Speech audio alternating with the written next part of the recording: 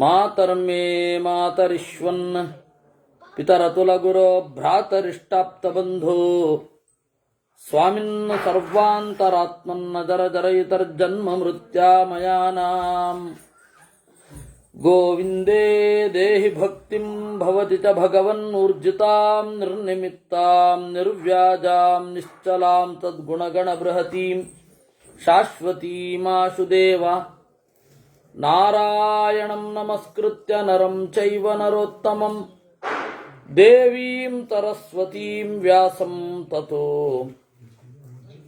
ಜಯಮುದೀರಯೇ ವಿಜಾನತಾಂ ಅವಿತ್ತಸ್ಯ ಮಧ್ವಸ್ಯ ಜಗತಿ ಗುರೋಃ ಪೂರ್ವಾಚಾರ್ಯಮಹಿಷ್ಠಾನಾಮಿಯಂ ಪ್ರಣತಿ ಮಾಲಿಕಾ ಪೂರ್ಣಜ್ಞಾನಾಯ ವಿದ್ಮಹೇ ಪೂರ್ಣಾನಂದಾಯ ಧೀಮಹಿ ತನ್ನೋ ವ್ಯಾಸ ಪ್ರಚೋದಯಾತ್ ಜ್ಞಾನಂ ನಾಮ ಅಸುರೇ ಪ್ರಜ್ಞಾತಾ ಬುದ್ಧಿ ಜಯಾ ಬೋದ್ಧವ್ಯಮನುಬುಧ್ಯತೆ. ಜ್ಞಾನವೆಂದರೇನು? ಬುದ್ಧಿ. ಬುದ್ಧಿ ಅಂದರೆ ಬುದ್ಧಿ ಅಂತ ಹೇಳಿದ್ರೆ ತಿಳುವಳಿಕೆ ಅಂತ ಅಷ್ಟು ಮಾತ್ರ ಅರ್ಥ ಅಲ್ಲ.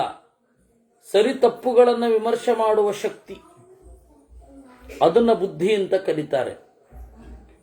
ನಾವು ಈಗ ಹೇಗೆ ಮಾಡ್ತಾ ಇದ್ದೀವಿ ಅಂದರೆ, ನಮ್ಮ ಪ್ರಕಾರ ಬುದ್ಧಿ ಅಂತ ಹೇಳಿದ್ರೆ ನಿರ್ಣಾಯಕವಾದದ್ದು ಅಲ್ಲ. ಮತ್ತೆ ಇವನು MBBS ಪಾಸ್ ಮಾಡ್ದ ಬುದ್ಧಿವಂತ, ಹಾಗೆ ಒಪ್ಕೊಳ್ಳಿಕ್ಕೆ ಬರಲ್ಲ. ಪ್ರಾಚೀನರು ಹಂಗೂ ಒಪ್ಪಲಿಲ್ಲ. ಬುದ್ಧಿ ಅಂತ ಹೇಳಿದ್ರೆ ನಿರ್ಣಯಾತ್ಮಕವಾದದ್ದು.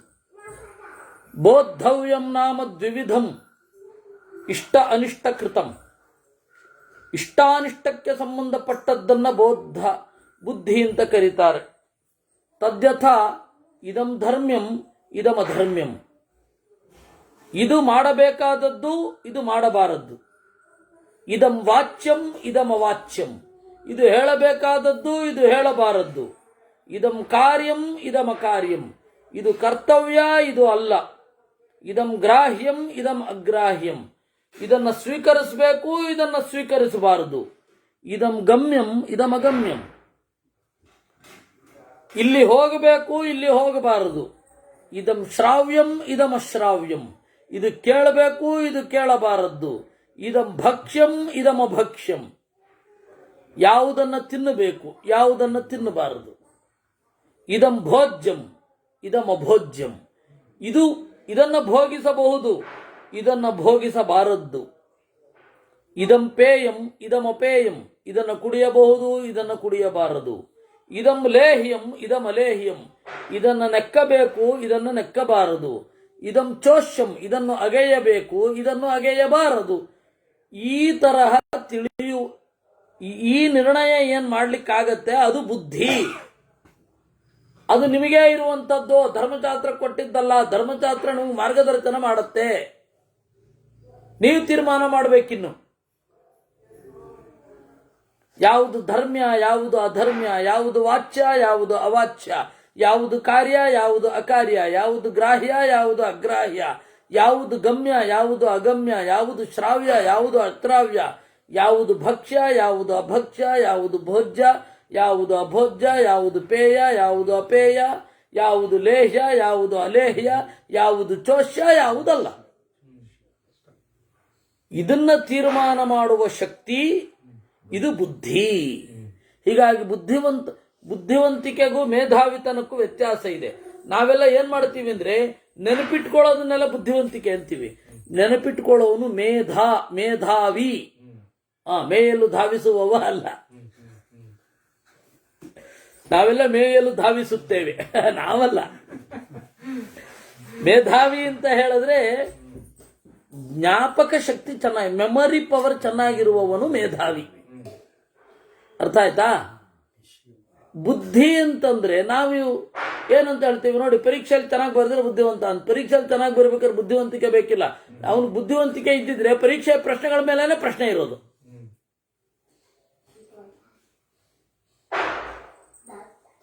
ಮೇಧಾವಿ ಅದು ನೆನಪಿಟ್ಟುಕೊಂಡಿದ್ದನ್ನು ಬರೀತಾನೆ. ನಮಗೆ ಈ ಬುದ್ಧಿಯ ಪ್ರಭೇದಗಳಿದೆಯಲ್ಲ, ಇದರಲ್ಲಿಯೇ ನಮಗೆ ಆಳವಾದ ಅರಿವಿಲ್ಲ. ಸ್ವಲ್ಪ ನಾರಾಯಣ ಪಂಡಿತಾಚಾರ್ಯರು ಪ್ರತಿಭಾ ಪ್ರಭಾ ಪ್ರಮುಖ ಸದ್ಗುಣೈರ್ನಿಜೈಹಿ ಅಂತ ಬುದ್ಧಿಯ ಪ್ರಭೇದಗಳ ಬಗ್ಗೆ ನಮಗೆ ಬೆಳಕು ಚೆಲ್ತಾರೆ. ಪ್ರತಿಭೆಯಲ್ಲಿರುವ ಹಂತಗಳು. ಅದರಿಂದಾಗಿ ನಾವು ಪ್ರಾಚೀನ ಗ್ರಂಥವನ್ನ ಇನ್ನಷ್ಟೇ ನೋಡಬೇಕಿದೆ. ನಾವು ಹೆಂಗೆ ಒಂದು ವಿಷಯವನ್ನು ಗ್ರಹಿಸ್ತೇವೆ ಇತ್ಯಾದಿಗಳನ್ನು ನೋಡಬೇಕಿದೆ. ಇರಲಿ, ಬನ್ನಿ ಇಲ್ಲಿಗೆ. ಅದರಿಂದ ನಮಗೆ ಬುದ್ಧಿಯ ಸಂಗತಿಗಳೇ ಗೊತ್ತಿಲ್ಲ.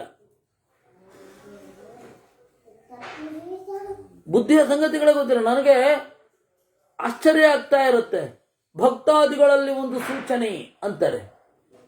ಸ್ವಾಮಿ, ಸೂಚನೆ ಅಂತಂದ್ರೆ ನೀವು ಹೇಳಿದ್ದು ಒಂದಾಗಿರ್ಬೇಕು, ಗ್ರಹಿಸೋದು ಬೇರೆ ಆಗಿರ್ಬೇಕು, ಅದು ಸೂಚನೆ. ಸೂಚನೆ ಅಂದ್ರೆ ಇಂಡಿಕೇಶನ್. ಇಂಡಿಕೇಶನ್ ಯಾವತ್ತಾದ್ರೂ ವಾಚ್ಯವಾಗಿರ್ತದ? ನಮಗದೇ ಗೊತ್ತಿಲ್ಲ. ದೊಡ್ಡ ಪೀಠಾಧಿಪತಿಗಳು ಒಬ್ಬರು ತಿರುಪತಿಯಲ್ಲಿ ಮಾತನಾಡ್ತಾ ಒಕ್ಕ ಸೂಚನಮು ಇಸ್ತಾಮು ಅಂದ್ರು. ಅಲ್ಲ, ಅವ್ರು ಹೇಳಿದ ಆಮೇಲೆ ಆರ್ಡರ್, ಅದು ಆರ್ಡರ್ನ ಸೂಚನೆ ಅಂತ ಕರೆದ್ರು ಅವರ ಹೊತ್ತು. ನನಗೆ ಅವಾಗಲೇ ಗೊತ್ತಾಯ್ತು ಇವರಿಗೆ ಪದದ ಬಗ್ಗೆ ವಿಶೇಷ ಗಮನವಿಲ್ಲ ಅಂತ. ಪದ ಏನು, ಪದಾರ್ಥ ಏನು, ಸ್ಫುಟತೆ ಬೇಕ್ರಿ, ಕ್ಲಾರಿಟಿ ಬೇಕು. ಇನ್ನೇನು ಅರ್ಥ ಆಗುವುದು ವೇದಾಂತ ಅಲ್ಲ. ಯಾವತ್ತೂ ಕೂಡ ನಾವು ಯಾವ ಪದವನ್ನ ಹೇಳ್ತಾ ಇದ್ದೇವೆ ಅದಕ್ಕೆ ಅರ್ಥ ಏನು, ಅದರ ಇಂಡಿಕೇಶನ್ ಏನು ಅನ್ನೋದು ಗೊತ್ತಾಗಬೇಕು. ಅದರಿಂದಾಗಿ ಅದು ಏನಿದೆ ಅದನ್ನು ಯಾವುದನ್ನು ಬಳಸಬೇಕು, ಆ ಪದದ ಬಗ್ಗೆನೇ ನಮಗೆ ಲಕ್ಷ್ಯ ಇಲ್ಲ. ನಮಗೆ ಬುದ್ಧಿಯ ಪ್ರಭೇದಗಳ ಬಗ್ಗೆ ಎಲ್ಲಿಂದ ಲಕ್ಷ್ಯ ಇರಬೇಕು? ಕುತಶ್ಚೈತಾನಿ ಅವತಿಷ್ಠಂತೆ, ಇದೆಲ್ಲ ಎಲ್ಲಿಂದ ಗೊತ್ತಾಗುತ್ತೆ ನಮಗೆ?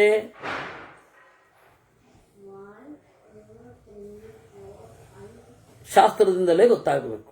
ಇದು ನಂಬರ್ 1. ಇನ್ನೊಂದು ಪ್ರಶ್ನೆ, ಇದೆಲ್ಲ ಎಲ್ಲಿಂದ ಬರುತ್ತೆ ನಮಗೆ ಅಂತ?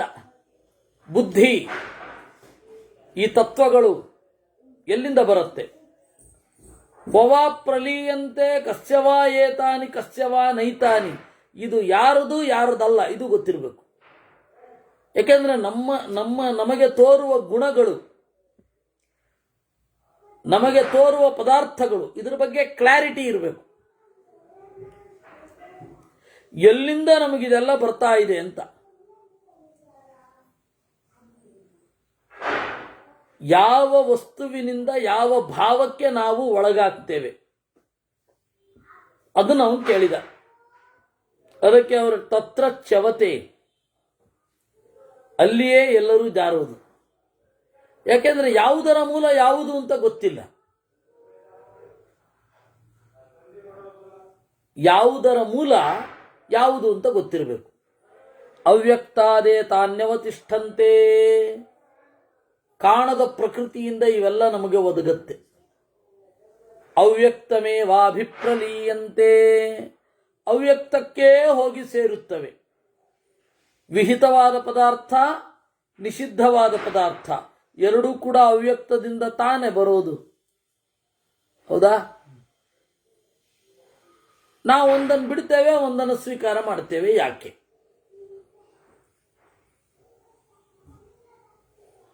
ಒಂದು ವೈದಿಕರ ದೃಷ್ಟಿಯಲ್ಲಿ ಹೇಳೋದಾದ್ರೆ, ಅಕ್ಕಿ ಯಾವ ಭೂಮಿಯಿಂದ ಬರುತ್ತೋ ಅದೇ ಭೂಮಿಯಿಂದ ಈರುಳ್ಳಿಯೂ ಬರೋದು. ಅಕ್ಕಿಯನ್ನು ತಗೊಳ್ತೇವೆ, ಈರುಳ್ಳಿಯನ್ನು ಬಿಡ್ತೇವೆ. ಯಾಕೆ? ಅದು ಗೊತ್ತಿರಬೇಕು. ಎರಡೂ ಅವ್ಯಕ್ತದಿಂದ ಬಂದರೂ ಕೂಡ ಗುಣಾದಿಗಳಿಂದ ಅವಲಂಬಿಸಿಕೊಂಡು ನಾವು ಇದನ್ನ ಹೆಚ್ಚು ಉಪಯೋಗಿಸೋದಿಲ್ಲ ಅಥವಾ ಉಪಯೋಗಿಸೋದೇ ಇಲ್ಲ, ಇದನ್ನ ಬಳಸ್ತೇವೆ. ನಾವು ಇಲ್ಲಿ ಏನು ನೀರನ್ನ ಶೋಧಿಸುತ್ತೇವೆ, ಕೆಟ್ಟ ನೀರು ಅದು ಫಿಲ್ಟರ್ಡ್ ಆಗಿ ಚೆನ್ನಾಗಿ ಬಂತು ಅಂತ ನಾವೇನು ಅಂದ್ಕೊಳ್ತೇವೆ, ಅದು ಭೂಮಿಯು ಮಾಡೋದು ಅದೇ ಕೆಲಸ ತಾನೆ.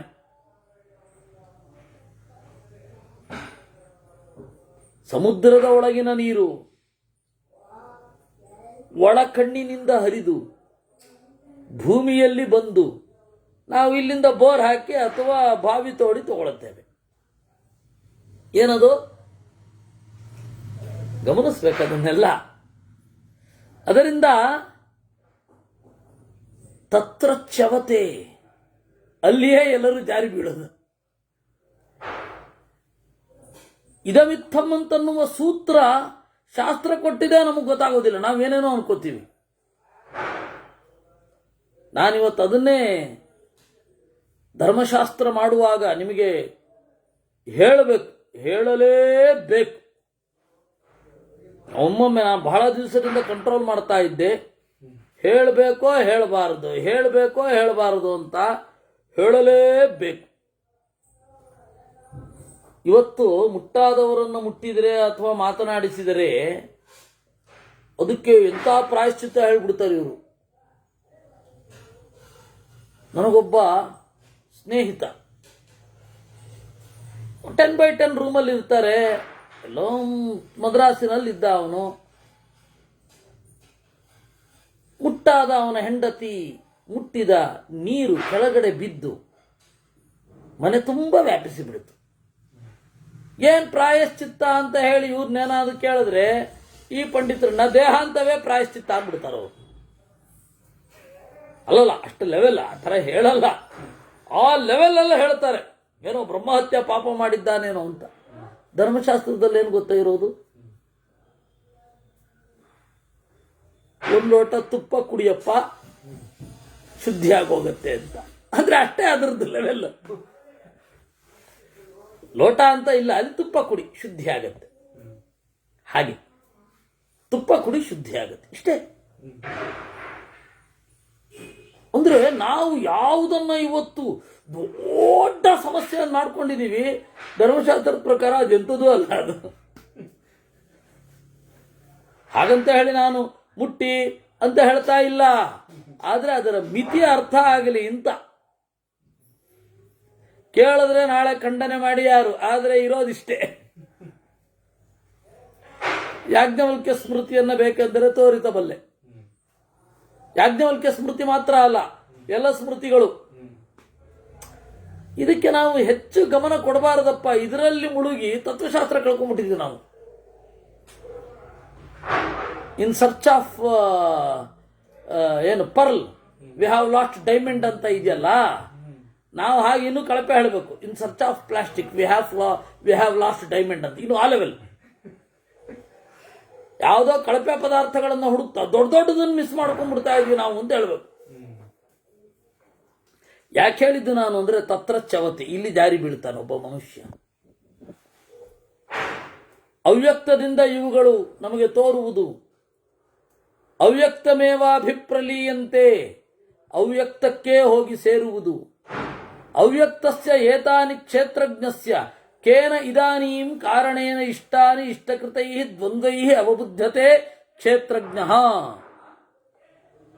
ಯಾರು ಕ್ಷೇತ್ರಜ್ಞನಿರ್ತಾನೆ ಅವನು ಅಂದ್ರೆ ನಾರಾಯಣ ಅವ್ಯಕ್ತದ ಜೊತೆಗೆ ಆಟ ಆಡುವುದು, ಅದರಿಂದ ತಿಳ್ಕೊತಾನೆ. ಕಸ್ಮಾತ್ ಅಭಿಮನ್ಯತೆ ಮಮೈವೇತಾನಿ ದ್ವಂದ್ವಾನಿ. ಯಾವುದರಿಂದ ತಿಳ್ಕೊಳ್ತಾನೆ ಇದು ಈ ದ್ವಂದ್ವಗಳೇ ನನ್ನದು ಅಂತ? ಅವ್ಯಕ್ತದ ಪ್ರಭಾವದಿಂದ. ಈ ಬುದ್ಧಿ ಮೊದಲಾದವುಗಳನ್ನು ಸ್ಫುಟವಾಗಿ ವಿವೇಚನೆ ಮಾಡದೇ ಇರೋದ್ರಿಂದ. ಅಹಮೇತೇತಾಂ ಮತ್ತಶ್ಚ ಏತಾನಿ ಅವತಿಷ್ಠಂತೆ ಮಯ್ಯೇವ ಅಭಿಪ್ರಲೀಯಂತ ಇತ್ಯೇವ ಮಾಹ. ವರ್ತಮಾನಾನ್ ಪ್ರಕೃತೇರಿಮಾನ್ ಗುಣಾನ್ ತಮೋವೃತೋಯಂ ವಿಪರೀತದರ್ಚನಃ ಅಹಂಕರೋಮಿತ್ಯಬುಧೋವಮನ್ಯತೆ ತೃಣಸ್ಯ ಕುಬ್ಜೀಕರಣೇಪ್ಯನೀಶ್ವರಃ. ಹೇಳ್ತಾ ಇದ್ದಾರೆ, ಪ್ರವರ್ತಮಾನಾನ್ ಪ್ರಕೃತೇ ಇಮಾನ್, ಪ್ರಕೃತಿಯಿಂದ ಪ್ರವೃತ್ತವಾಗುವ ಈ ಎಲ್ಲ ಗುಣಗಳನ್ನ ನಾನೇ ಅಂತ ಅಂದುಕೊಳ್ತಾನೆ. ವಿಪರೀತ ದರ್ಶನ, ಇವನ ಅರಿವೇ ಬೇರೆ, ಉಲ್ಟಾನೇ ತಿಳ್ಕೊಳ್ಳೋದು. ತುಳುನಲ್ಲಿ ಇದಕ್ಕೆ ಒಂದು ಪರ್ಟಿಕ್ಯುಲರ್ ಪದ ಇದೆ, ಪೆದಂಬು ಅಂತ. ಉಲ್ಟಾನೇ ತಿಳ್ಕೊಳ್ಳೋದು, ಏನಿರತ್ತೋ ಅದಕ್ಕೆ ತದ್ವಿರುದ್ಧವಾಗಿ ತಿಳ್ಕೊತಾನೆ. ಅಹಂ ಕರೋಮೀತಿ ಅಬುಧಃ ಅವಮನ್ಯತೆ, ತನ್ಮೂಲಕ ದೇವರ ಪ್ರಕೃತಿಯ ತತ್ವಾಭಿಮಾನಿಗಳ ಅವಮಾನ ಮಾಡದ ಹಾಗಾಗತ್ತೆ. ಈ ಸರಿಯಾಗಿ ನೋಡಿದ್ರೆ ತೃಣಸ್ಯ ಕುಬ್ಜೀಕರಣೇಪಿ ಅನೀಶ್ವರ. ಹುಲ್ಲನ್ನು ಚಿಕ್ಕದು ಮಾಡ್ಲಿಕ್ಕಾಗಲ್ಲ ಇವನಿಗೆ. ಹುಲ್ಲನ್ನು ಚಿಕ್ಕದು ಮಾಡ್ತಾನ, ಅದನ್ನ ಚಿಕ್ಕದು ಮಾಡ್ಬೇಕಾದ್ರೆ ಅದಕ್ಕಿಂತ ದೊಡ್ಡ ಹುಲ್ಲನ್ನು ತಂದಿಡಬಹುದೇ ವಿನಃ ಕತ್ತರಿಸೋದು ಬಿಟ್ರೆ ಹುಲ್ಲನ್ನು ಚಿಕ್ಕದು ಮಾಡ್ಲಿಕ್ಕೆ ಆಗಲ್ಲ. ಕತ್ತರಿಸೆಲ್ಲ ಕತ್ತರಿಸಬಾರದು, ಹಾಗೆ ಚಿಕ್ಕದು ಮಾಡಿ ನೋಡೋಣ, ಈ ರೀತಿ ಆಗಲ್ಲ. ಗೆರೆ ಇದೆ, ಗೆರೆ ಹಾಕಿದ, ಅದನ್ನ ಅಳಿಸದೆ ಚಿಕ್ಕದು ಮಾಡಿ ಅಂದ್ರೆ ದೊಡ್ಡದು ಬರಿಬಹುದೇ ವಿನಃ ಅಳಿಸದೆ ಚಿಕ್ಕದು ಮಾಡ್ಲಿಕ್ಕಾಗಲ್ಲ. ಪ್ರಕೃತಿಯಲ್ಲಿಯೇ ಇರುವ ಪ್ರತಿರೋಧ ಉಪಾಯಗಳನ್ನ ಅವನು ಬಳಸ್ತಾನೆ ವಿನಃ ಸ್ವಯಂ ಸೃಷ್ಟಿ ಮಾಡಿಲ್ಲ ಅವನು. ಈಗ ಚಳಿ ಪ್ರಕೃತಿಯಲ್ಲಿ ಇದೆ, ಕಂಬಳಿಯೂ ಕೂಡ ಚಳಿಯ ಕೊಡುಗೆ, ಪ್ರಕೃತಿಯ ಕೊಡುಗೆ, ಚಳಿದಲ್ಲ, ಪ್ರಕೃತಿಯ ಕೊಡುಗೆ. ಚಳಿಯಿಂದ ರಕ್ಷಿಸಿಕೊಳ್ಳಿ ಅಂತ ಕಂಬಳಿಯ ಮೂಲ ಪದಾರ್ಥಗಳನ್ನು ದೇವರು ಸೃಷ್ಟಿ ಮಾಡಿತ್ತು. ಅದನ್ನ ಹೇಳಿಕೊಡುವ ವಿದ್ಯೆಗಳನ್ನು ಕೂಡ ನಾವೇನು ಅನ್ಕೊಳ್ತಾ ಇದ್ದೀವಿ, ಚಳಿ ಪ್ರಕೃತಿಯನ್ನ ನಾವು ತಡಿಲಿಕ್ಕೆ ನಮಗನುಗುಣವಾಗಿ ಟೇಮ್ ಮಾಡ್ಕೊಳ್ತಾ ಇದ್ದೀವಿ, ಕಂಬಳಿ ಮಾಡಿದ್ದೇವೆ ಅಂತ. ನಮಗೆ ಅಲ್ಲಿ ದೇವರ ಕರ್ತೃತ್ವ ನಮ್ಗೆ ಗೊತ್ತೇ ಆಗಲ್ಲ.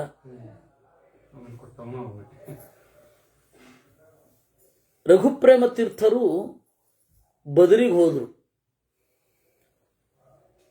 ಆಗಿನ ಬದರಿ, ಈಗಿರೋ ಚಳಿ ಏನೂ ಅಲ್ಲಂತೆ.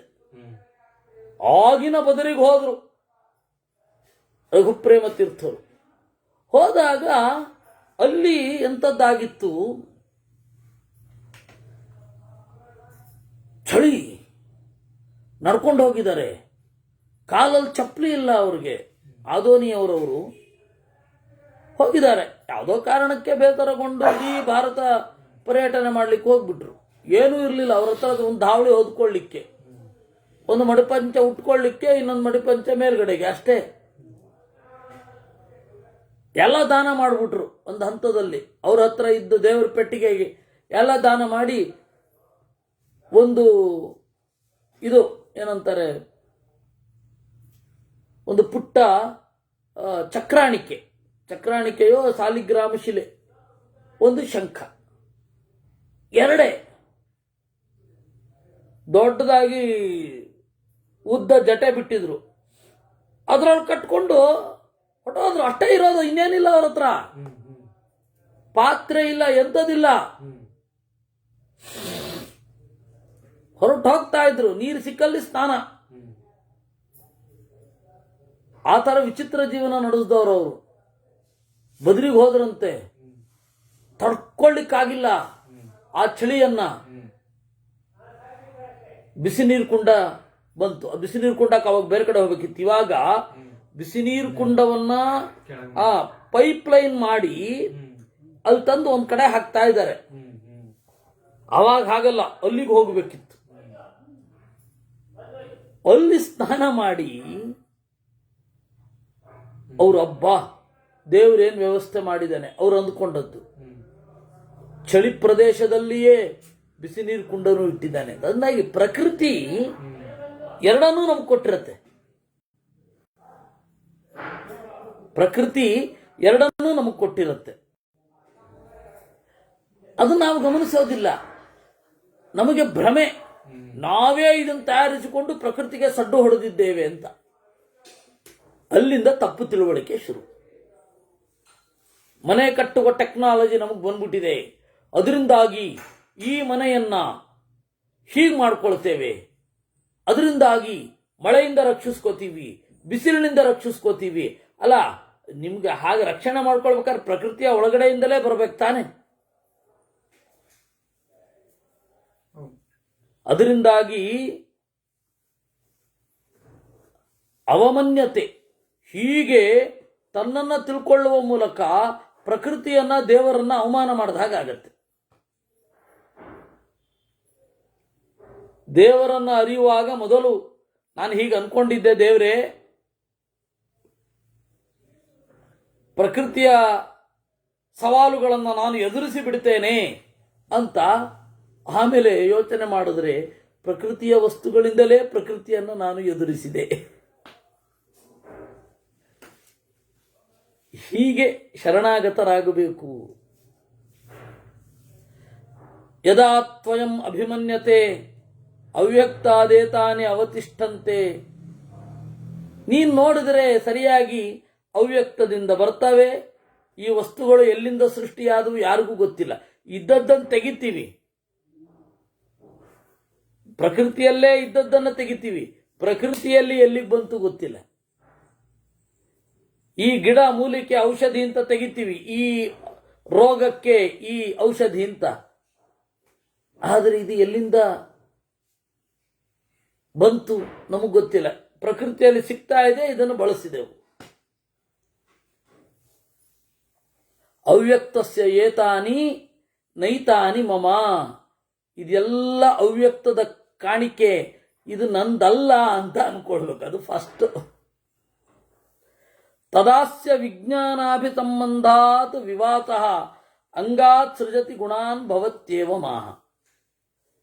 ವಿಜ್ಞಾನದ ಜೊತೆಗೂಡಿದಾಗ ನಮಗೆ ಇದು ಗೊತ್ತಾಗುವಂಥದ್ದು.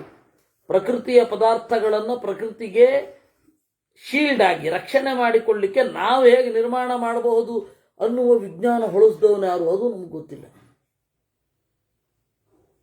ಇದು ನಾವು ಪ್ರಕೃತಿಯ ಬಗ್ಗೆ ತಿಳ್ಕೊಳ್ಬೇಕಾದದ್ದು. ಇವತ್ತು ಏನು ಪ್ರಕೃತಿಯನ್ನ ತಿಳಿದವರು ಅಂತ, ಕಾಡಿನ ನಡುವೆಯೇ ಇರುವವರು ಅಂತ, ಈ ಕೃಪಾಕರ್ ಸೇನಾನಿ ಅಂಥವ್ರು, ಅವ್ರು ನಮ್ಗೆ ಗ್ರೇಟು ಅಂತ. ಆದರೆ ಆ ಪರಿಜ್ಞಾನವನ್ನ ಮಹಾಭಾರತದಲ್ಲಿಯೇ ಹೇಳಿದ್ದಾರೆ. ಸೇತುರಿವ ಭವೇತ್ ಪ್ರಕೃತಿ ಜಲಮಿವ ಗುಣಾಃ ಮತ್ಸ್ಯವತ್ ಕ್ಷೇತ್ರಿ ತಸ್ಮಿನ್ ಸ್ವಭಾವ ಲುಳಿತೆ ಜಲೇ ಪ್ರವೃತ್ತೆ ಚರತಿ ಮತ್ಸ್ಯ. ಎಷ್ಟು ಸೊಗಸಾದ ಮಾತು ಇದು. ಸೇತುರಿವ ಭವೇತ್ ಪ್ರಕೃತಿ. ಪ್ರಕೃತಿ ಅನ್ನೋದು ಸೇತುವಿನಂತೆ. ಸೇತುವೆ, ಬ್ರಿಡ್ಜ್. ಬ್ರಿಡ್ಜ್ ಕೆಳಗಡೆ ನೀರಿರ್ಬೇಕಲ್ಲ. ಜಲಮಿವ ಗುಣಾಹ ಅಂದ್ರೆ ಏನು ಸೊಗಸಾದ ಮಾತು ರೀ. ಇಲ್ಲೇ ನಿಂತು ಬಿಡ್ಬೇಕು ಅಂತ ಅನ್ಸತ್ತೆ ಇದನ್ನು ಮನನ ಮಾಡ್ತಾ. ಸತ್ವರಜಸ್ತಮೋ ಗುಣಗಳು ನೀರಿನ ಹಾಗೆ. ಅದರ ಮೇಲ್ಗಡೆಯ ಸೇತುವೆ ಹಾಗೆ ಪ್ರಕೃತಿ.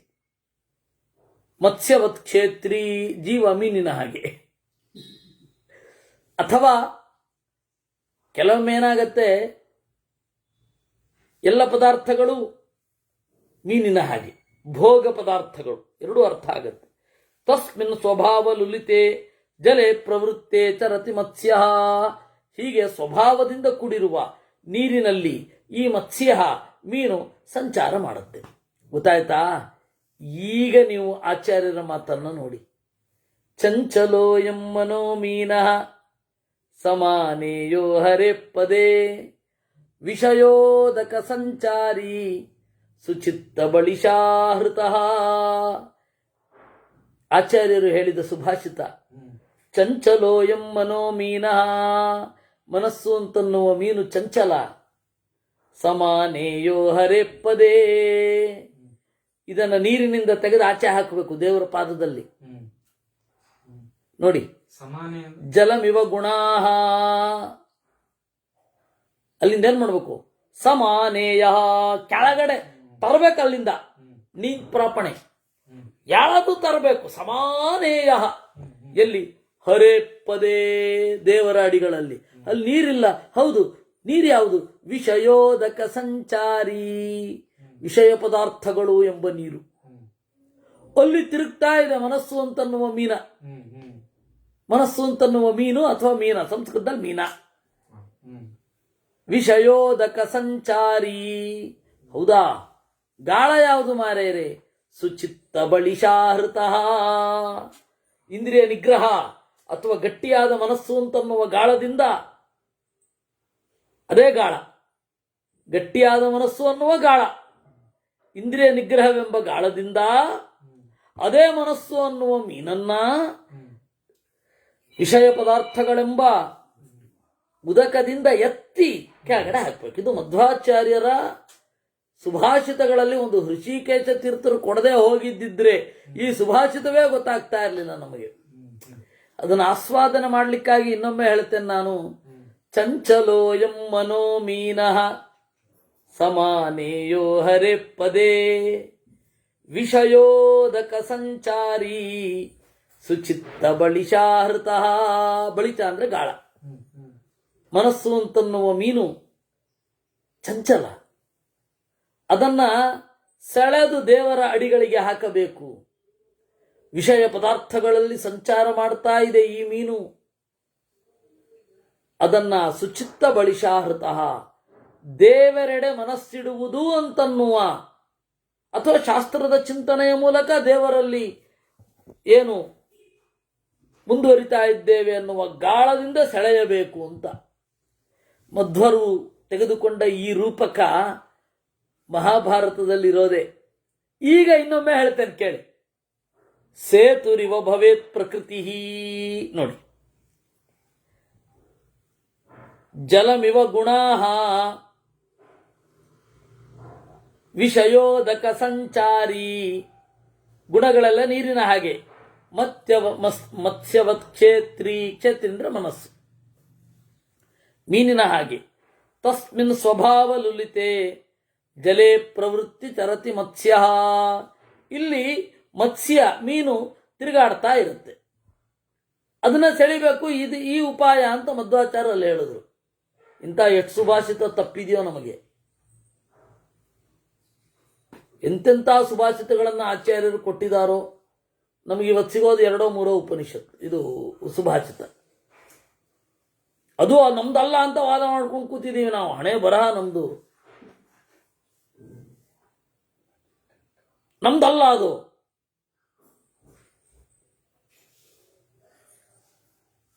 ಪಂಡಿತಾಚಾರ್ಯ ಹೇಳಿದ್ದಾರೆ, ತ್ರಿವಿಕ್ರಮ ಪಂಡಿತರು ಸ್ತೋತ್ರ ಮಾಡಬೇಕಾದ್ರೆ, ನಾನಾ ಸುಭಾಷಿತ ಸ್ತೋತ್ರ ಗಾಥಾದಿ ಕೃತಿ ಸತ್ಕೃತಿ ತ್ವಯಿ ರತ್ನಾಕರೇ ರತ್ನಶ್ರೇಣಿರುವ ಗಣಯಂತಿಕೆ ಅಂತ.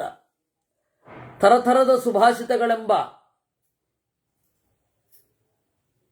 ಸ್ತೋತ್ರಗಳೆಂಬ, ಹಾಡುಗಳೆಂಬ ಕೃತಿಗಳು ರತ್ನದ ಹಾಗೆ, ನೀವು ಸಮುದ್ರದ ಹಾಗೆ. ಸಮುದ್ರದಲ್ಲಿ ಎಷ್ಟು ರತ್ನಗಳಿವೆಯೋ ಎಣಿಸಬಲ್ಲವರಾರು. ನಮ್ಮ ಗುರುಗಳು ಮೊದಲು 52 ಗ್ರಂಥ ಅಂತ ಹೇಳಿದಾಗ ಗಲಾಟೆ ಮಾಡಿದವರು ಎಷ್ಟು ಜನ ಗೊತ್ತಾ ನಿಮಗೆ? ಅಲ್ಲ, ಈಗಲೂ ಗಲಾಟೆ ಮಾಡ್ತಾ ಇರೋದು ಬೇರೆ.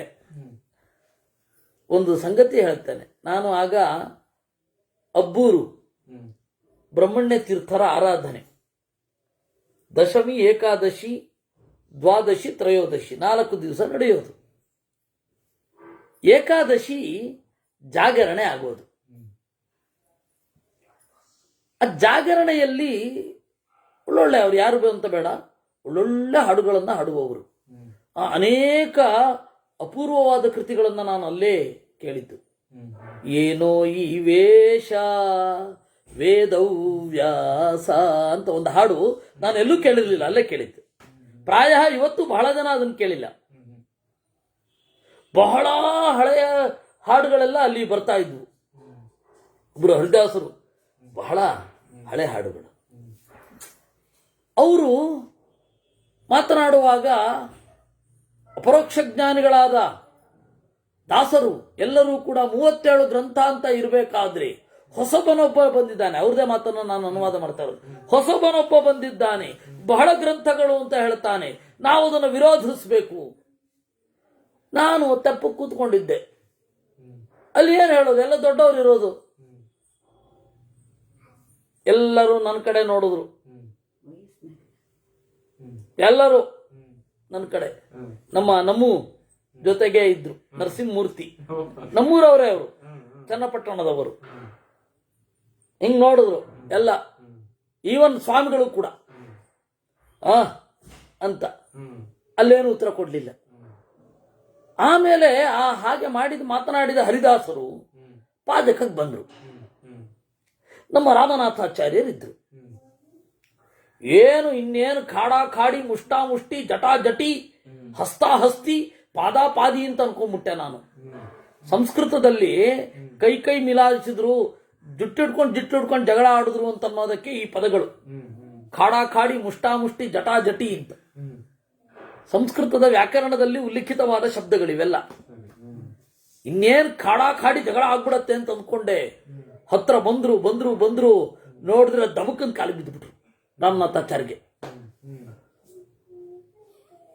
ಮೇಲೆದ್ದು, ಅವರು 6 ಅಡಿ ಎತ್ತರ, ಅವರು ಯಾರು ಹಾಗೆ ಹೇಳಿದ್ರು ಹರಿದಾಸರು. ಕಾಲು ಬಿದ್ದು ಕೈ ಮುಗಿದು, ನಮ್ಮಂಥವ್ರು ಉಪನ್ಯಾಸ ಮಾಡಬೇಕಾದ್ರೆ ನೀವು ದಯವಿಟ್ಟು ಬರಬೇಡಿ, ನಮಗೆ ಭಯ ಆಗುತ್ತೆ ಅಂದ್ರು.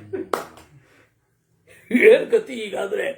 ನಾನು ಏನೇನೋ ನಿರೀಕ್ಷೆ ಮಾಡಿಬಿಟ್ಟಿದ್ದೆ, ಆಮೇಲೆ ಗೊತ್ತಾಯ್ತು ಹೀಗೆ ಇದು ಅಂತ. ಯಾವುದರ ಸೋಂಕಿರದೆ ಅಧ್ಯಯನ ಮಾಡಿದವರ ಬಲ ಅಷ್ಟಿರತ್ತೆ. ನೀವು ಯಾವುದರ ಜೊತೆಗೂ ಗುರುತಿಸ್ಕೋಬೇಡಿ. ಇವರು ಏನೇನು ಹೇಳ್ತಾರೆ ಆ ಎಲ್ಲ ಪರಿಧಿಯಿಂದ ಹೊರಗಡೆ ಬಂದು ಅಧ್ಯಯನ ಮಾಡಿ. ನಿಮ್ಮ ಕಣ್ಣನ್ನು ಎದುರಿಸ್ಲಿಕ್ಕಾಗಲ್ಲ ಅವ್ರಿಗೆ. ಅವ್ರು ಯಾಕೆ ಅಂದ್ರೆ ಅವ್ರ ಅಧ್ಯಯನವೋ ಏನೋ ಅವಸರದಲ್ಲಿ ಸಂತೆಯ ಹೊತ್ತಿಗೆ 3 ಮೊಳ ಅಂತಾರಲ್ಲ, ಆ ಥರದ್ದಾಗಿರುತ್ತೆ. ಪ್ರತಿ ಶ್ಲೋಕ ಆ ಮೂಲವನ್ನು ಅಧ್ಯಯನ ಮಾಡಿದವರಿಗೆ ತಕ್ಕ ಅವ್ರು ಗೊತ್ತಾಗ್ಬಿಡತ್ತೆ. ಅವ್ರಿಗೆ ಜನರಿಗಾಗಿ ಹೇಳಿದ್ದು ಅಂತ ಅವರೇ ನಿಮ್ಮ ಹತ್ರ ಹೇಳ್ತಾರೆ. ಅದಕ್ಕೇನು ಜಾಸ್ತಿ ಬೇಡ, ನಾವು ಮೂಲ ಓದ್ಬೇಕಷ್ಟೆ. ಯಾಕೆ ಹೇಳಿದ್ದು ನಾನು ಅಂತಂದ್ರೆ ಇರೋದು ಹೀಗೆ.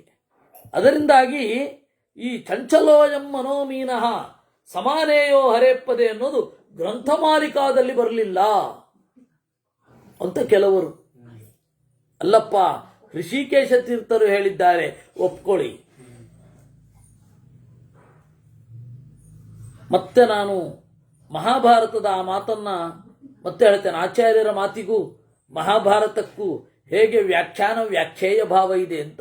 ಸೇತುರಿವ ಭವೇತ್ ಪ್ರಕೃತಿ ಜಲಮಿವ ಗುಣಾ ಮತ್ಸ್ಯವತ್ ಕ್ಷೇತ್ರಿ ತಸ್ಮಿನ್ ಸ್ವಭಾವ ಲುಳಿತೆ ಜಲೇ ಪ್ರವೃತ್ತೆ ಚರತಿ ಮತ್ಸ್ಯ. ಏವಂ ಸ್ವಭಾವಯೋಗಾತ್ ಪ್ರಕೃತಿಗಣಾನ್ ಪ್ರಕೃತಿರಿತ್ಯಭಿಮತಂ. ಅದರಿಂದಾಗಿ ಪ್ರಕೃತಿಯ ಗುಣಗಳನ್ನು ಪ್ರಕೃತಿ ಅಂತಾನೆ ತಿಳ್ಕೊಳ್ಬೇಕು. ಪ್ರಕೃತಿ ಅಲ್ಲದೆ ಇರೋದನ್ನು ಪ್ರಕೃತಿ ಅಲ್ಲ ಅಂತ ತಿಳ್ಕೊಳ್ಬೇಕು. ಜೀವ ಪ್ರಕೃತಿ ಅಲ್ಲ, ಆದರೆ ಜೀವನ ಸುತ್ತ ಇರುವ ಪದಾರ್ಥಗಳು ಅದು ಜಡ, ಅದು ಕ್ಷೇತ್ರ. ನಾ ಸಂಜ್ಞೇಶು ಪ್ರವಿಚರತಿ ಕ್ಷೇತ್ರಜ್ಞೋ ಜ್ಞ ಪರ ಪ್ರಕೃತಿ ರೀತಿ. ಇನ್ನು ಕ್ಷೇತ್ರಜ್ಞ ಅಂತ ಹೇಳ್ತಾರೆ, ಅವನು ಪ್ರಕೃತಿಯ ಪರಹ, ಪ್ರಕೃತಿಯಿಂದ ಆಚೆ ಇದ್ದಾನೆ, ಜೀವ ಅಂತೂ ಅಲ್ಲ, ದೇವರು. ಹೀಗೆ ಜೀವ ಪ್ರಕೃತಿಯಿಂದ ಮೋಹಿತನಾಗಿ ಕ್ಷೇತ್ರಜ್ಞನನ್ನು ತಿಳಿದಿಲ್ಲ, ಅದನ್ನು ತಿಳಿಬೇಕು. ಯದಪ್ಯುಕ್ತಂ ಕಿಂ ಜ್ಞೇಯಮಿತಿ. ಜ್ಞಾನದ ಬಗ್ಗೆ ನೀನು ಕೇಳಿದೆ, ನಾನು ಹೇಳಿದೆ.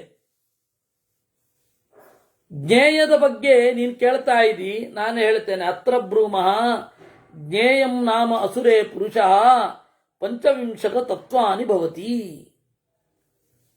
ಈ 25ರ ಆಚೆ ಒಬ್ಬ ಇದ್ದಾನಲ್ಲ, ಅವನನ್ನ ತಿಳಿಯಲೇಬೇಕಾದದ್ದು ಅವನು ಪುರುಷ. ಯಾರದು ಅಂದ್ರೆ ನಾರಾಯಣ. 25 ಏನ್ರಿ?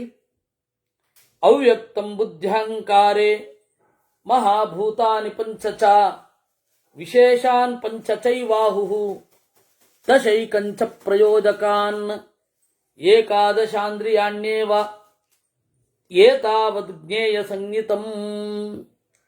ನೋಡಿ, ಬುದ್ಧಿ ಅಹಂಕಾರ ಮಹಾಭೂತಗಳು 5, ಇದರ 5 ವಿಶೇಷಗಳು. ಆಮೇಲೆ ಇದಕ್ಕೆ ಪ್ರಯೋಜಕವಾದದ್ದು 11 ಇಂದ್ರಿಯ.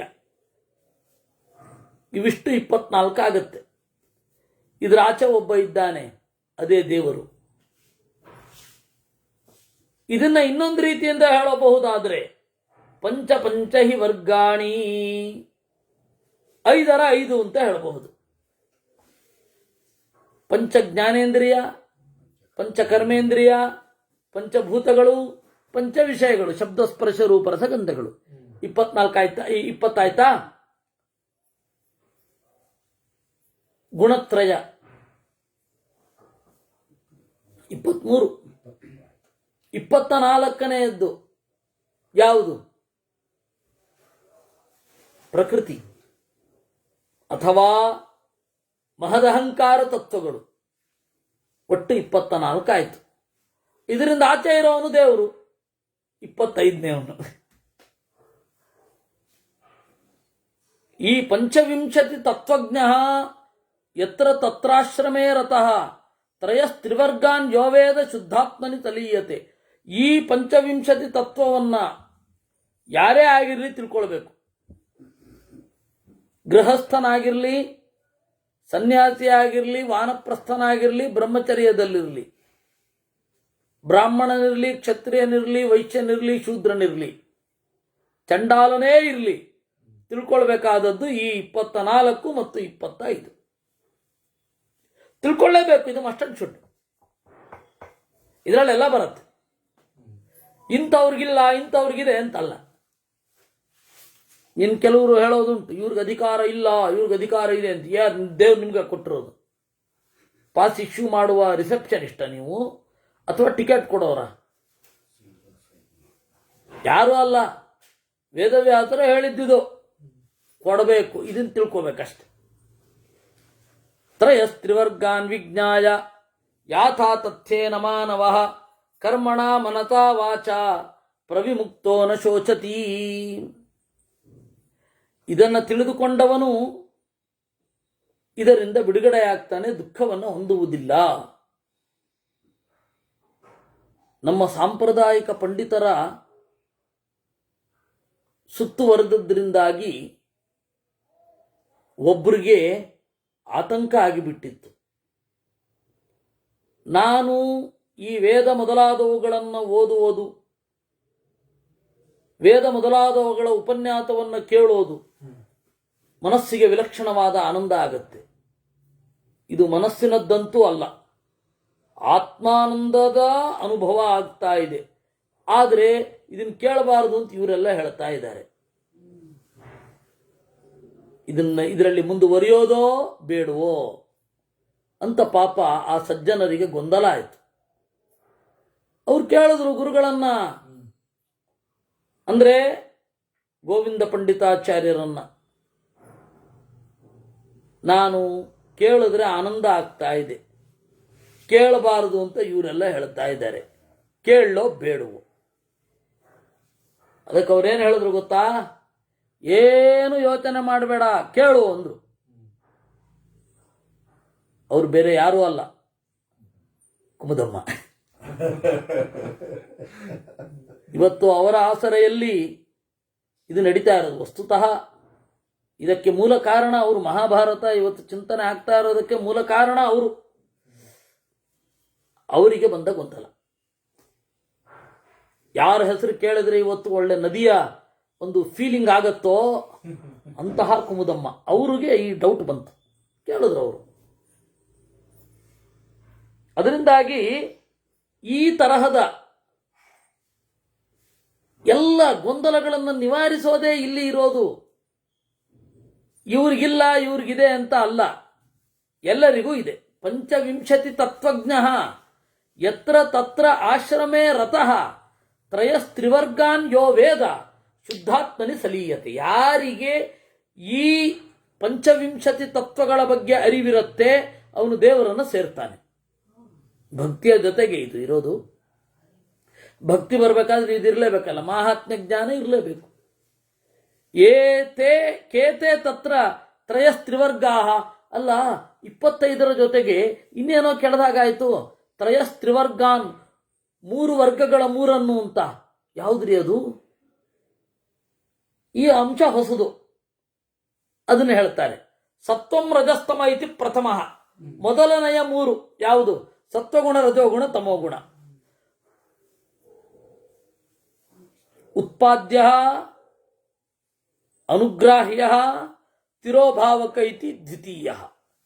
ಹುಟ್ಟಲು ಯೋಗ್ಯವಾದದ್ದು, ಗ್ರಹಿಸಲು ಯೋಗ್ಯವಾದದ್ದು, ಇವೆರಡನ್ನು ಮರೆ ಮಾಡುವವ ಅಂತ ಈ 3.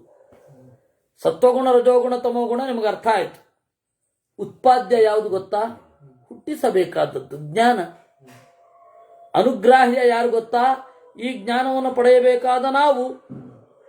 ಇದರ ಮಧ್ಯದಲ್ಲಿ ಒಂದು ಶಕ್ತಿ ಇದೆ. ನಿಮ್ಮ ಅರಿವನ್ನ ನಿಮ್ಮಿಂದ ಮರೆ ಮಾಡುವವ ಒಬ್ಬ ಇದ್ದಾನೆ, ತಿರೋಭಾವಕ. ಈ ಮೂರನ್ನು ತಿಳ್ಕೊಳ್ಳಿ. ಜ್ಞಾನದಲ್ಲಿ ಆಗಿರಬಹುದು, ವಸ್ತುವಿನಲ್ಲಿ ಆಗಿರಬಹುದು. ಬುದ್ಧ ಅಪ್ರತಿಬುದ್ಧ ಬುದ್ಧಮಾನ ಇತಿ ತೃತೀಯ. ಮೂರನೇದ್ದೊಂದಿದೆ, ತಿಳಿದವನು, ತಿಳಿಯದವನು, ತಿಳಿಯಬೇಕಾದದರ ಬಗ್ಗೆ ತಿಳುವಳಿಕೆ ಇಲ್ಲದವನು. ಬುದ್ಧ ಬ್ರಹ್ಮಾದಿಗಳು, ಅಪ್ರತಿಬುದ್ಧ ಎಚ್ಚರವಾಗದ ನಾವು, ಎಚ್ಚರಗೊಂಡಿಲ್ಲ ಅಂತನೂ ತಿಳಿಯದವನು, ಬುದ್ಧಿ ಅಮಾನಃ. ಹೀಗೆ ಮೂರು. ಈ ಮೂರು ವರ್ಗಗಳು ಅಂದ್ರೆ 9 ತರಹದ 9 ತರಹದ ಗುಣಗಳನ್ನ ಅಥವಾ 9 ತರಹದ ವಸ್ತುಗಳನ್ನು ತಿಳ್ಕೊಳ್ಬೇಕು. ಇದು ಹೊಸದು ನಮಗೆ. ತ್ರಯಸ್ತ್ರಿವರ್ಗಾಹ, ಮೂರರ ಗುಂಪಿನ ಮೂರನ್ನು ತಿಳಿಯಬೇಕು. 25 ತಿಳಿಯಬೇಕು. ಮೂರರ ಗುಂಪಿನ ಮೂರು ಇದು. ಈ ಪರಿಭಾಷೆ ಈ ತನಕ ಮಹಾಭಾರತದಲ್ಲಿ ಬರಲಿಲ್ಲ, ಇದೇ ಮೊದಲು ಬರ್ತಾ ಇರೋದು. ಏವಮಾಹ ತ್ರಯಸ್ತ್ರಿವರ್ಗಾನ್ ವಿಜ್ಞಾಯ ಯಾಥಾ ತಥ್ಯೇನ ಮಾನವಃ ಕರ್ಮಣ ಮನಸಾ ವಾಚಾ ಪ್ರವಿಮುಕ್ತೋ ನ ಶೋಚತಿ. ಈ ವರ್ಗ ಗುಣಗಳನ್ನು ಮತ್ತೆ ಎಕ್ಸ್ಪ್ಲೈನ್ ಮಾಡ್ತಾ ಇದ್ದಾರೆ. ಕಾರ್ಯಂ ಕಾರಣಂ ಕರ್ತೃತ್ವಮಿತಿ ವರ್ಗಗುಣಾ. ಒಂದು ಸತ್ವರಜಸ್ತಮೋ ಗುಣಗಳಿರಬಹುದು, ಪಂಚಭೂತಗಳಿರಬಹುದು. ಇದರ ಗುಣ ಯಾವುದು? ಕಾರ್ಯ, ಕಾರಣ, ಕರ್ತೃತ್ವ. ಇದು ಸಮಷ್ಟಿಯಾದ ಗುಣ. ಕಾರ್ಯ ಅಂದರೆ ಬದಲಾಗುವ ಮಣ್ಣು ಮೊದಲಾದವುಗಳು. ಕಾರಣ ಅಂತ ಹೇಳಿದ್ರೆ ಇದಕ್ಕೆ ಮೂಲ ಕಾರಣವಾದ ಪ್ರಕೃತಿ. ಕರ್ತೃತ್ವ ಅಂದರೆ ಇದನ್ನ ಮಾಡ್ತಾ ಇರುವ ಜೀವ, ಜೀವನಿಗೂ ಮಿಗಿಲೆನಿಸಿದ ಸ್ವತಂತ್ರ ಕರ್ತೃವಾದ ನಾರಾಯಣ. ಈ ಮೂರರ ಸಮಷ್ಟಿಯನ್ನು ತಿಳಿಯಬೇಕು. ಕೇ ಗುಣಾಹ, ಗುಣ ಯಾವುದು? ಸತ್ವಂ ರಜಸ್ತಮ ಇತಿ ಗುಣಾಹ. ಇದರಲ್ಲಿ ಸತ್ವಗುಣ ಅಂದ್ರೆ ಯಾವುದು? ತತ್ವದರ್ಶನತಾ. ಗೀತೆಯಲ್ಲಿ ಹೇಳಿದ್ದೇ ಇದೆಲ್ಲ. ತತ್ವವನ್ನ ಕಾಣುವ ಶಕ್ತಿ ಇದ್ರೆ ಓ ಸತ್ವಗುಣ ಇದೆ ಅಂತ ಅರ್ಥ. ನಾವೆಲ್ಲ ಇವತ್ತು ಸತ್ವವನ್ನ ಚಿಂತಿಸುವ ಒಂದು ಬಯಕೆ ಇದೆ ಅಂದ್ರೆ ಸತ್ವಗುಣ ಕೆಲಸ ಮಾಡಿದೆ ಅಂತ ಅರ್ಥ. ಅಷ್ಟರ ಮಟ್ಟಿಗೆ ದೇವರು ಭರವಸೆ ಕೊಟ್ಟು ಮುನ್ನಡೆಸಿದ್ದಾನೆ. ತೊಂದರೆ ಇಲ್ಲಪ್ಪ, ನಿಮಗೆ ಸತ್ವವನ್ನು ತಿಳಿಯೋ ಬಯಕೆ ಇದೆಯಲ್ಲ, ನೀವು ಸಾತ್ವಿಕರು ಹೋಗಿ ಅಂತ. ಇನ್ನು ಭಯನಾಶ, ಎರಡನೇ ಲೆವೆಲ್. ಸತ್ವದಲ್ಲಿ ಸ್ವಲ್ಪ ಜಾಸ್ತಿ ಆಯಿತು ಅಂದ್ರೆ ಭಯ ಇರಲ್ಲ. ಏನ್ ಬಂತೋ ಎದುರಿಸ್ತೀನಿ, ದೇವರಿದ್ದಾನೆ ಅಂತ. ಇನ್ನು ಸ್ವಸ್ಥ ಭಾವತ, ಇದ್ದಿದ್ರಲ್ಲಿ ತೃಪ್ತಿ, ಸ್ವಸ್ಥ ಭಾವ. ಮನುಷ್ಯ ತನಗೆ ಸಿಕ್ಕಿದ್ದನ್ನ ಅಂತ ಒಂದು ಇಟ್ಟುಕೊಂಡು ಶಾಸ್ತ್ರದಲ್ಲಿ ಏನು ನಡೀತಾನೆ ಅದು ಸ್ವಸ್ಥ ಭಾವತ. ಅಥವಾ ತಟಸ್ಥವಾಗಿ ವಸ್ತುಗಳನ್ನು ಗ್ರಹಿಸುವ ಪ್ರಜ್ಞೆಯನ್ನ ಏನಂತ ಕರೀತಾರೆ? ಸ್ವಸ್ಥ ಭಾವ ಅಂತ ಕರೀತಾರೆ. ಇನ್ನು ಪ್ರಸನ್ನೇಂದ್ರಿಯತ, ಇಂದ್ರಿಯಗಳಲ್ಲಿ ಉದ್ವೇಗ ಇಲ್ಲದೆ ಇರೋದು. ಸುಖ ಸ್ವಪ್ನ ಪ್ರತಿಬೋಧನ, ಸುಖವಾಗಿ ಮಲಗೋದು, ಸುಖವಾಗಿ ಏಳೋದು ಇದ್ರೆ ಅದು ಸತ್ವ ಮಾತ್ರ. ರಾಗಿತ, ಮತ್ಸರಿತ, ಸಾಹಸಿಕತ, ಪರಿತಾಪಿತ, ಅರಿಷ್ಟ ಸ್ವಪ್ನ ಪ್ರತಿಬೋಧನೇತಿ ರಜೋ ಮಾತ್ರ. ರಜೋಗುಣ ಅಂದ್ರೆ ಹೇಗಿರುತ್ತೆ? ದೇಹದಲ್ಲಿ ಏನು ಪರಿಣಾಮ ಬೀರುತ್ತೆ? ರಾಗಿತ, ಯಾವುದು ಏನಲ್ಲವೋ ಅದನ್ನ ಅದು ಅಂತ ತಿಳ್ಕೊಳ್ಳೋದೇನಿದೆ ಅದು ರಾಗ. ಇನ್ನು ಸಿಂಪಲ್ ಆಗಿ ಹೇಳ, ಮಧ್ವಾಚಾರ್ಯರ ಗೀತಾ ಭಾಷ್ಯದ ಇದರಲ್ಲಿ ಅಶೋಭನೆ ಶೋಭನಾಧ್ಯಾಸೋ ರಾಗ. ಅಮಂಗಳವಾದದ್ದನ್ನ ಮಂಗಳ ಅಂತ ತಿಳ್ಕೊಳ್ಳೋದೇನಿದೆ ಅದೇ ರಾಗ. ವಿರಾಗ ಅಂದ್ರೆ ಅದಿಲ್ಲದೆ ಇರೋದು. ವೈರಾಗ್ಯ ಅಂದ್ರೆ ಗೊತ್ತಲ್ಲ ನಿಮ್ಗೆ, ಯಥಾರ್ಥ ಜ್ಞಾನಕ್ಕೇನೆ ಬರುತ್ತೆ ವೈರಾಗ್ಯ ಅಂದ್ರೆ. ಇವರು ವೈರಾಗ್ಯ ಅಂದ್ರೆ ಎಲ್ಲ ವಸ್ತುಗಳನ್ನು ಎತ್ತೆಸ್ತು ಬಿಡೋದು ಅಂತ ಅನ್ಕೊಂಡ್ಬಿಟ್ಟಿದ್ದಾರೆ. ಅಲ್ಲ, ಮಂಗಳವಾದದ್ದನ್ನು ಮಂಗಳ ಅಂತ ಅನ್ಕೊಳ್ಳೋದು, ಅಮಂಗಳವಾದದ್ದನ್ನು ಮಂಗಳ ಅಂತ ಅನ್ಕೊಳ್ಳೋದು, ಅದೇ ವೈರಾಗ್ಯ. ಮತ್ಸರಿತ, ಅಯ್ಯೋ ಇದು ನನಗಿಲ್ಲ,